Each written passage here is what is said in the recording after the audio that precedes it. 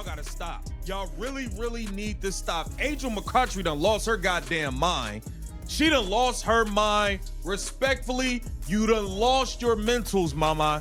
You tripped out. First of all, A'ja Wilson started this whole thing. A single comment, a viral clip, and suddenly the WNBA was trending on every feed. Angel McCoughtry's fiery meltdown, Wilson's audacious challenge, and a cascade of reactions from NBA stars proved one thing.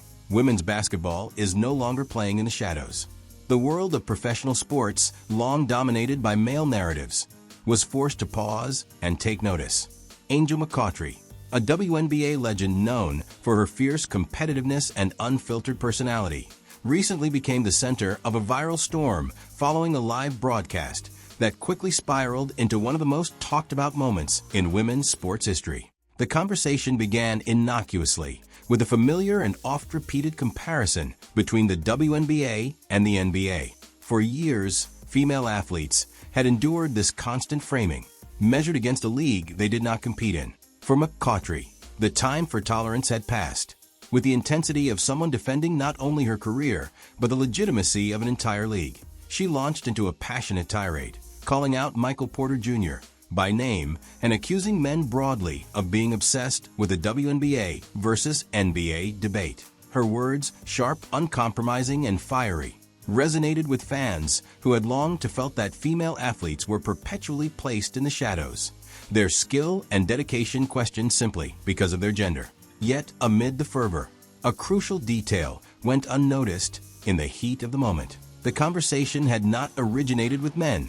It had been prompted by a female analyst. This subtle but critical nuance reframed the narrative, raising questions about perspective, bias, and the lens through which audiences viewed women's sports.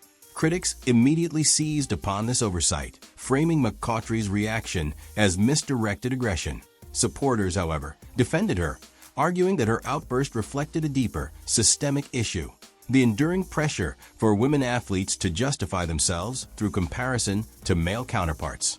Social media, as always, magnified every nuance, meme, and heated discussion. Clips of McCoughtry's tirade spread like wildfire, sparking intense debate over tone, intent, and the legitimacy of her anger. Analysts dissected her phrasing, gestures, and timing, framing the incident as a microcosm of the broader challenges female athletes face in demanding respect, recognition, and equality. The viral moment, while controversial, sparked an important and overdue conversation. It illustrated how quickly narratives could be simplified or distorted in an era dominated by instant clips and reaction-driven commentary. McCoughtry's passion was a critique not merely of the NBA/WNBA comparison, but of the ongoing struggle for the recognition of women's sports on their own terms. Beyond the social media uproar, the incident illuminated the emotional labor required of athletes who navigate public scrutiny while advocating for fairness and respect. In follow-up interviews, McCoughtry clarified her intent, acknowledging the intensity of her delivery while reaffirming her central message: women's basketball deserves its own conversation, free from the shadows of male leagues. What initially appeared to some as a rash meltdown instead became a powerful catalyst for reflection, debate, and cultural awareness. The origins of the entire controversy, however, trace back to Wilson, a superstar of the WNBA renowned for both her dominance on the court and her fearless personality off it. During a televised interview, Wilson boldly claimed she could beat New York Knicks forward Josh Hart in a one-on-one matchup, going so far as to predict the final score, 8-11. Her statement, casual in delivery yet explosive in implication, immediately ignited speculation, debate, and media attention. Fans immediately took sides. Some lauded her confidence, framing the claim as an empowering demonstration of the skill and competitiveness of WNBA athletes, while others questioned whether it bordered on hubris, daring to imagine a scenario that many considered implausible. Social media amplified every word, with memes, reaction videos, and polls asking audiences to weigh in on the hypothetical matchup. The conversation quickly evolved beyond the initial remark, tapping into broader issues of gender, athletic ability, and the cultural assumptions surrounding women in sports. The timing of Wilson's claim was particularly potent. The WNBA was experiencing a surge in visibility thanks to players like Caitlin Clark, whose meteoric rise had reshaped discussions about female athletes, endorsements, and influence. Wilson's audacious assertion, though ostensibly a playful challenge, became entangled in the larger dialogue about gender, skill, and respect in professional basketball. Analysts dissected her statement, debating her athleticism, speed, basketball IQ, and strength relative to an NBA counterpart. What had begun as a simple boast transformed into a cultural touchstone, a spark that ignited conversations about the legitimacy, recognition, and valuation of women's sports. Not everyone tiptoed around Wilson's claim. Jeff Teague, a former NBA guard, responded with his characteristic bluntness, acknowledging Wilson's talent while asserting that a victory against an NBA player was unrealistic. "I love she's incredible," Teague noted, "but let's be real, she can't beat an NBA player one-on-one." While his remarks were grounded in reality rather than disrespect, they intensified the conversation, creating a clash between empirical reasoning and aspirational belief. Social media exploded once more, fans debating statistical analyses, past performances, and physical advantages. Analysts, former athletes, and commentators dissected the nuances, the pace of play, endurance, and basketball IQ.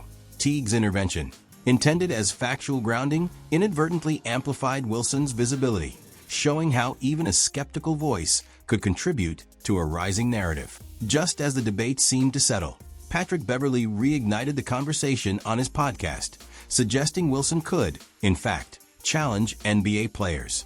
His provocation was part jest, part calculated engagement bait, designed to stoke discussion and generate clicks.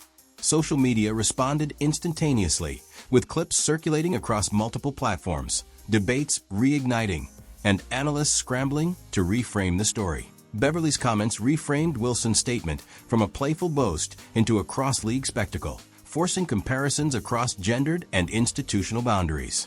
Suddenly, Wilson's audacity had become both validation and pressure, her initial remark carrying implications far beyond her control. Michael Porter Jr.'s response to Beverley's revival was swift and blunt.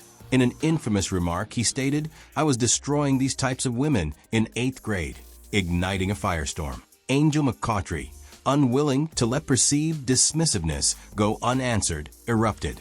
Her unfiltered emotional rant called out Porter Jr., accusing him of perpetuating a narrative that undermined women's athleticism and competence. Clips of her tirade went viral, sparking nationwide debate over gender, respect, and recognition in professional sports. McCoughtry's response layered atop Wilson's original challenge and Beverley's amplification, creating a multi-tiered controversy that reflected the intersecting forces of media, social perception, and athlete advocacy that in the heat of her on-air rant. McCoughtry's passion was undeniable, even if the timeline of events was slightly misaligned. The reality is that Porter Jr.'s dismissive comment was a reaction, and Beverley had reignited the debate with an eye toward clicks and viral engagement. Yet McCoughtry's oversight did not weaken the resonance of her words. Instead, it illuminated a truth far greater than any single exchange. For female athletes, recognition is rarely automatic or uncontested. Their accomplishments, no matter how extraordinary, are often filtered through a lens that prioritizes male standards, comparative narratives, and outdated assumptions about ability. McCoughtry's outburst became a mirror reflecting these inequities, giving voice to the frustrations of countless women who have had to fight for visibility, respect, and legitimacy. Her fiery rhetoric underscored the emotional labor embedded in being a high-profile athlete in a historically male-dominated sport. Every highlight, every victory, every endorsement requires negotiation, not just a performance, but of perception. The scrutiny is relentless. Athletes are judged for their skill, their appearance, their demeanor, and even their willingness to speak out. In this context, McCoughtry's words were more than reactionary anger. They were a declaration of agency, a refusal to let others dictate the terms of respect or diminish the significance of the WNBA. Moreover, her misstep in pinpointing the origin of the debate underscores a broader point about media narratives. Stories are rarely linear, and public perception is often shaped by snippets, clips, and viral soundbites rather than full context. Yet even in this chaos, McCoughtry's message cut through. The WNBA deserves its own platform, free from constant comparison, and female athletes are no longer willing to accept invisibility. Her rant, imperfect yet powerful, became a rallying cry, a symbol of the ongoing fight for equality, recognition, and the respect women in sports have long earned, but too often been denied. Realizing the specific basketball argument was slipping from her control, McCoughtry pivoted, expanding the discussion to broader themes of female resilience.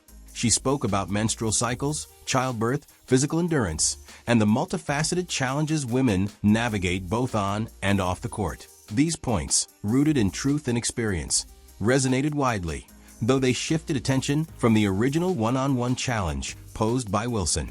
Observers noted the tension between principle and context.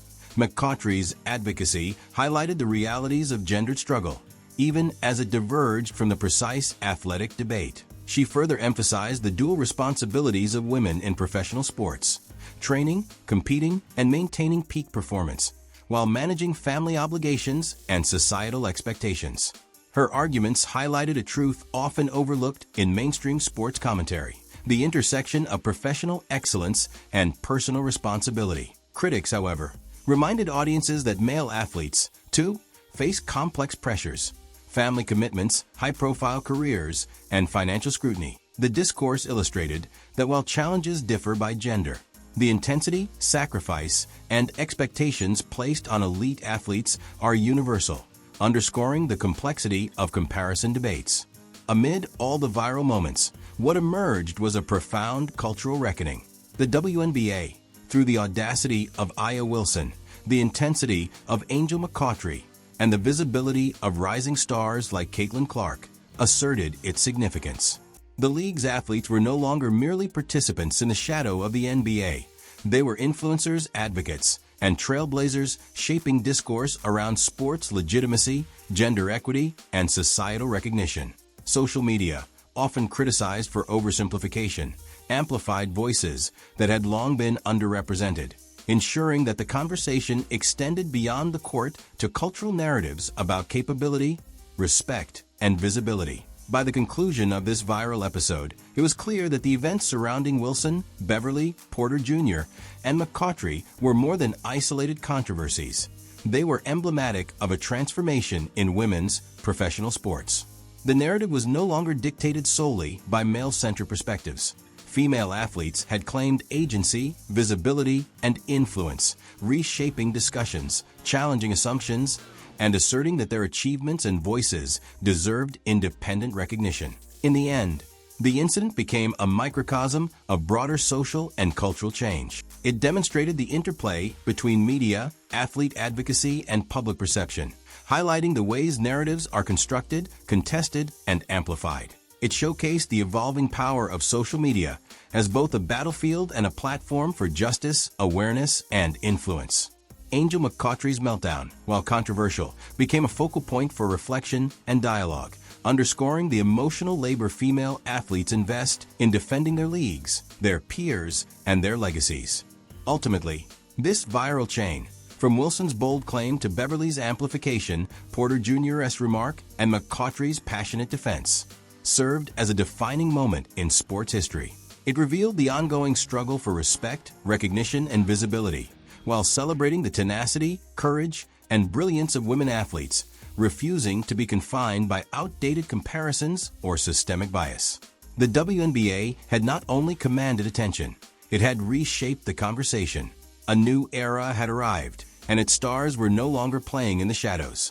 In the end, it wasn't just a rant, a challenge, or a viral moment. It was a reckoning. The WNBA, its stars, and their influence have arrived, and the conversation will never be the same again. This statement captures more than a fleeting social media storm. It embodies a cultural shift, a moment when decades of talent, perseverance, and advocacy in women's sports converged into undeniable visibility. The controversy surrounding Angel McCoughtry's meltdown, Wilson's audacious challenge, Patrick Beverley's amplification, and Michael Porter Jr.'s infamous remark became far more than isolated incidents. They became symbols of a broader struggle for recognition, respect, and equality in professional athletics. For too long, The WNBA and its players existed in the shadow of male-dominated narratives.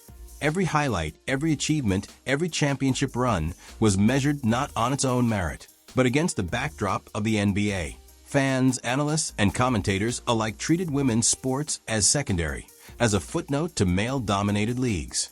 That era, it seems, is ending.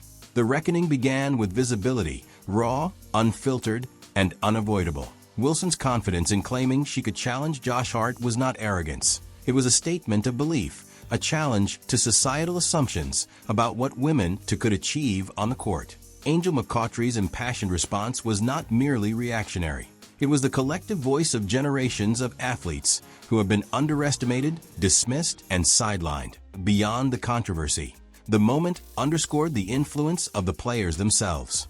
Caitlin Clark's meteoric rise, Wilson's confidence, and McCoughtry's fiery advocacy exemplify a new generation of athletes who are reshaping not just the league, but the very narrative around women in sports. They have shown that athletic talent is inseparable from cultural impact, that performance on the court is intertwined with visibility, advocacy, and social consciousness. These players have leveraged their platforms to demand more than fleeting recognition. They have demanded systemic respect, higher standards of equity, and the acknowledgement that women's achievements in sports are worthy of celebration on their own terms. Social media amplified the moment in ways unprecedented. Tweets, Instagram posts, TikTok reactions, and viral clips created a feedback loop of engagement and discussion.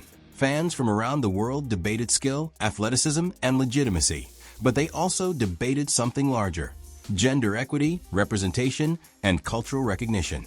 The WNBA was no longer simply a league. It became a lens through which broader societal questions about fairness, opportunity, and perception were interrogated. Every reaction, whether critical or supportive, contributed to the growing awareness that women's sports are no longer content to exist in the margins. They are shaping the conversation at the center of public attention. Perhaps most importantly, this reckoning was about agency. Female athletes took control of the narrative, refusing to be measured against male counterparts or defined by outdated assumptions. McCoughtry's passion, Wilson's audacity, Clark's influence. They collectively asserted that women's basketball deserves independent respect. They have shown that influence is not merely about talent on the court, but about courage, visibility, and the willingness to confront systemic bias head-on. The ripples of this moment will extend far beyond the viral clip or headline controversy.